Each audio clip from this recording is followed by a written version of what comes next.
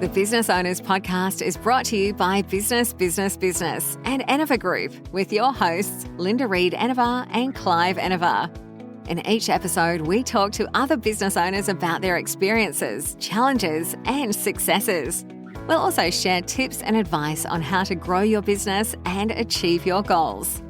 If you're a business owner or you're thinking about starting a business, then the Business Owners Podcast is for you. And the subject of today's chat is optimism and making it work for you.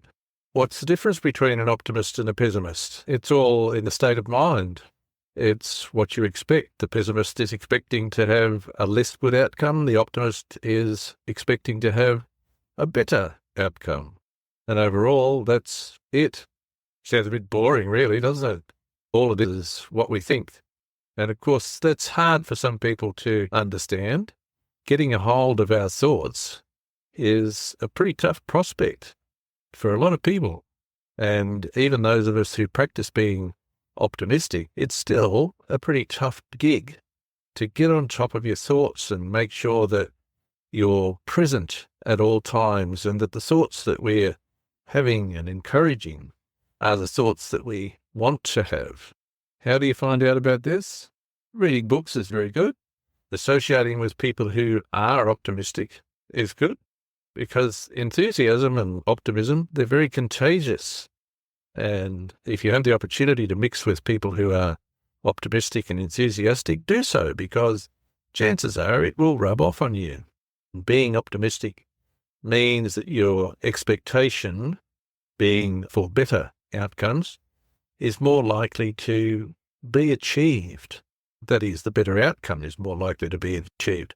It really doesn't make a lot of difference to achieving the outcome itself. The pessimist will usually achieve the outcome that they expect, as will the optimist. So the difference at the beginning and in the person themselves is very little, but the difference in outcome is huge, makes a huge difference. There are tremendous examples through history of people who have had misfortune thrust upon them, but who have remained optimistic and achieved great things. You can find them in all walks of life. Mention Helen Keller, because Helen Keller was a particularly optimistic person and, in fact, wrote an essay on optimism. And I would encourage you to read it. I put just one paragraph of that essay in the post because it seems rather poignant on the subject of making optimism work for you. Helen Keller, if you don't know anything of her, please go and research her because she was up against it right from the start, a person who had every right to not be optimistic, given the hand she was dealt. And yet she battled on and made herself a very optimistic person and achieved great things, notwithstanding what she had to cope with. If Helen can do it, any of us can do it. It's simply a matter of looking to your thoughts and making sure that they're the thoughts that you want to be having at the time that is appropriate. After all, with all of our thoughts, it's all about being appropriate for the time. That means we need to be present.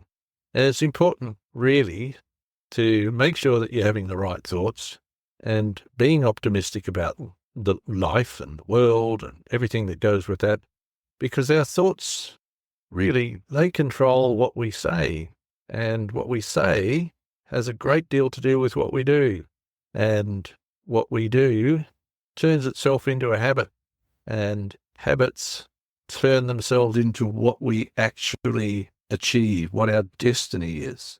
Really important to make sure that you're heading for the destiny that you want, not the destiny that you don't want. That comes back to being optimistic, looking for the good things. The more we look for the good things, the more we'll find. And the more we find, express your gratitude for finding them, because gratitude, not hard work, is the fastest way to achieve the goals that you set for yourself. So set big goals, expect optimistic outcomes, and go and have an absolutely great week. Thanks for listening to the Business Owners Podcast. We encourage you to connect with us on social media and join our community of business owners at businessbusinessbusiness.com.au.